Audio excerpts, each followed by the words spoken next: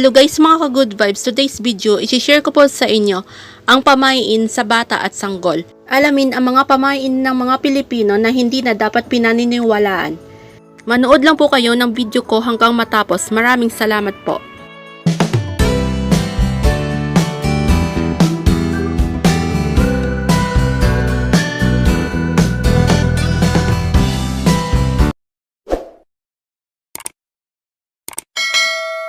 Hello guys! Welcome back to our channel. By the way, I'm Jen Kylie Vlog.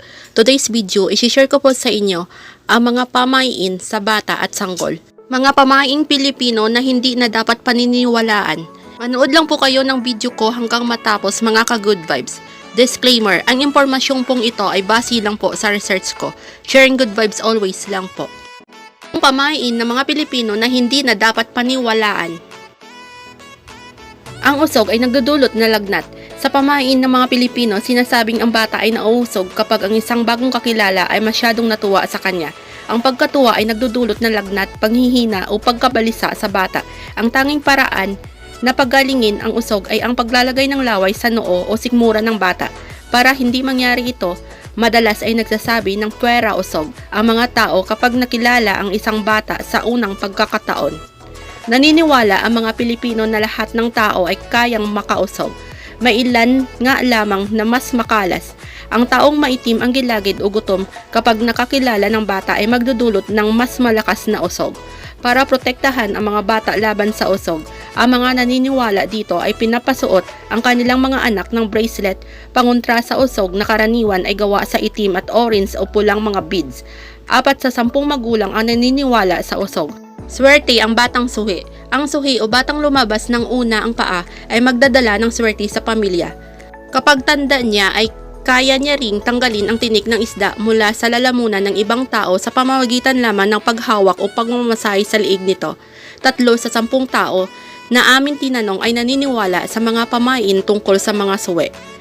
Ngunit walang paliwanag ang siyensya sa pagkakaroon ng kakayanan ng isang suwi na gawin ang alinman sa mga nabanggit. Ang inunan ay dapat balutin at ilibing. Sinasabing kung ang inunan ay ililibing sa paligid ng bahay, ang sanggol ay lalaking malapit sa pamilya. Dapat din daw ito balutin sa dyaryo para tumalino ang bata. Ito ay lumang paniniwala na hindi na gaanong sinusunod ng mga nakatira sa lungsod. 1 sa 10 nanay ang naniniwala dito. Kapag sinipsip ng bata ang daliri niya sa paa, nanghihingi siya ng kapatid. Hindi naman kahit 2 sa mga magulang na aming tinanong ang naniniwala dito.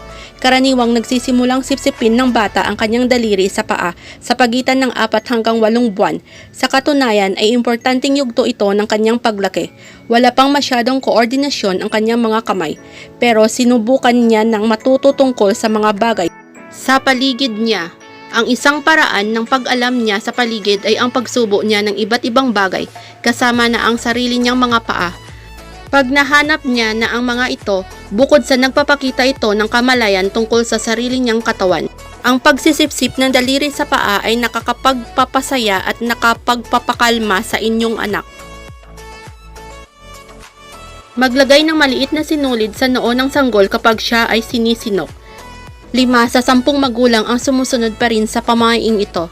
Ngunit maraming sanhi ng sinok ang bata, tulad ng sobrang pagpapakain o paglunok ng hangin. Para maiwasan ito, siguraduhing didighay ang bata. Huwag siyang papakainin o painumin na masyadong mabilis. Maya-maya ay magpapahinga sa pagpapakain at paupuin ang bata 20 hanggang 30 minuto pagkatapos kumain. Maaari mo ring tapikin at haplusin ang likod niya o painumin siya ng tubig. Kung walang gumana sa mga ito, huwag biglain o gulatin ang bata. Walang pruweba na gumagana ito. Hindi pwedeng lumabas ang bata sa gabi dahil sa hamog.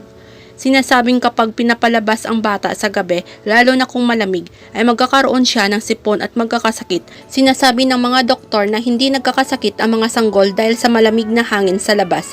Kahit anong kwarto, malamig man o mainit, kung hindi ito komportable ay maaaring maging sanhi ng sipon ng bata.